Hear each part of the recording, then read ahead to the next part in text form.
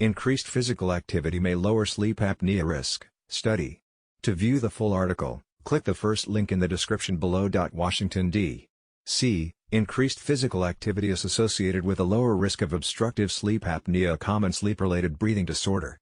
The recent study was published as an accepted paper in the Journal of Clinical Sleep Medicine. It is the largest study to date focused on the relationship between sleep apnea and levels of physical activity in the general community. Researchers reviewed lifestyle, medical, socio-demographic, and sleep health data collected from more than 155,000 adults participating in the Ontario Health Study.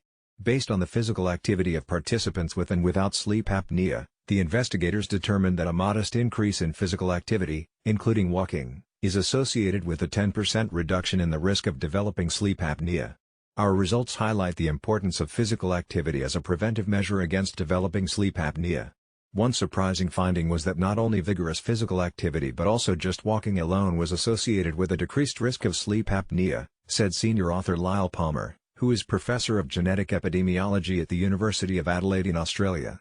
The authors found that adding 20 minutes to a daily walk and increasing vigorous daily activity by 8 minutes would be enough to achieve a lower sleep apnea risk. The finding is independent of other known risk factors for sleep apnea such as sex, age, ethnicity, and obesity. It is estimated that more than 29 million American adults have sleep apnea, many of them undiagnosed.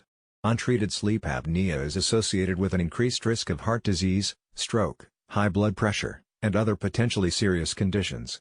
The rates of sleep apnea in children and adults are continuing to rise.